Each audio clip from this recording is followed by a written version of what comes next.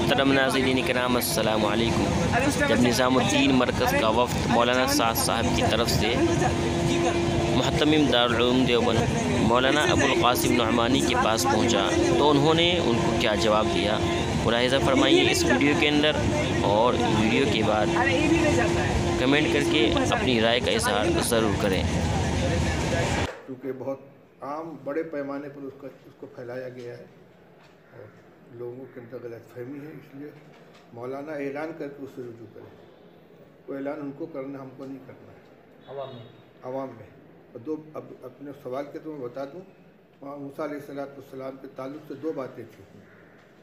ایک تو یہ کہ انہوں نے عجلت کی، اس کی وجہ سے امت کے اندر بنی اسرائیل میں گمراہی ہے۔ دوسری بات یہ کہی تھی کہ 40 دن انہوں نے دعوت کا عمل چھوڑ دیا، عبادت میں مشغول ہو گئے، اس کی وجہ سے گمراہی آئی۔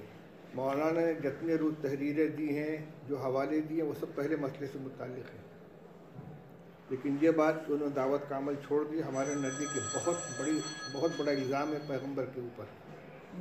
نہ کسی مفسر نے لکھا ہے، نہ کسی کتاب میں اس کا تذکرہ ہے، اس کی کوئی تعویل ہو ہی نہیں سکتی، سوائے رجوع کے اور کوئی صورت نہیں ہے۔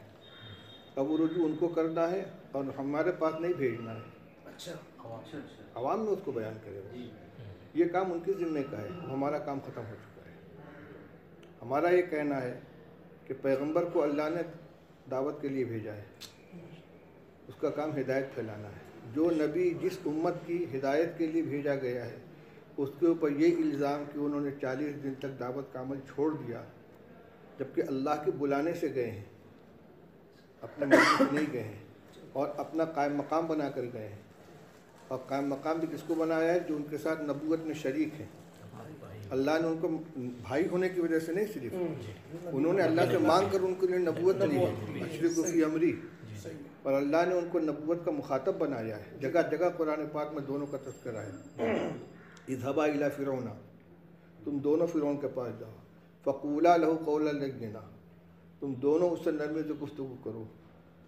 قولا انا رسولا ربک، ہم دونوں تمہارے پاس اللہ کی طرف رسول بن کر آئے۔ وہ کوئی نائب نہیں ہے، صرف مستقل نبی ہے۔ موسیٰ علیہ السلام کی موجودگی میں موسیٰ علیہ السلام ہیں، وہ گئے ہیں اور باقاعدہ ان کو اخلفنی فی امری، میری غیر موجودگی میں آپ میرے خلیفہ رہیں گے، ذمہ دار بنا کر گئے ہیں۔ اس کے باوجود یہ کہنا کہ انہوں نے دعوت کا کام 40 دن چھوڑ دیا، یہ بہت خطرناک بات ہے۔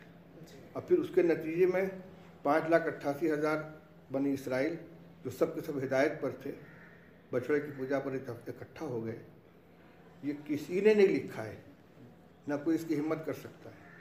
مولانا نے جو کچھ تحریریں دی ہیں یا جو کچھ بیان کیا ہے، وہ صرف پہلے مسئلے میں، اور اس کے بارے میں اور لوگوں نے کچھ لکھا ہے، ہمارے نزدیک وہ راجع نہیں ہے، لیکن کہہ سکتے ہیں کہ بھائی فلاں نے بھی لکھا ہے، لیکن صرف پہلے مسئلے میں عجلت کی ہے۔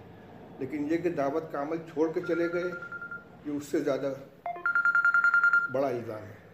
تو اس سے رجوع مولانا کو کرنا، ہم کو نہیں کرنا۔ تو صرف اتنا گستاخی اتنا ہو سکتا تھا کہ آپ یہی جب اگر مولانا کو لکھ دیا جائے کہ مطلب عوام میں رجوع کرنے سے ہمارا مسئلہ یہی لکھا ہے، عوام سے آپ تحریر نکال کے دیکھیے، اس میں لکھا ہے کہ مولانا اس سے رجوع کا اعلان کریں۔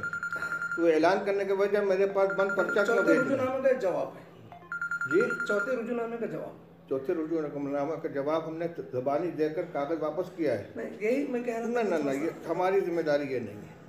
مولانا اتنے چھوٹے بچے نہیں، مولانا اتنے چھوٹے بچے نہیں کہ ان کو مطلب سمجھ میں نہ آتا ہو۔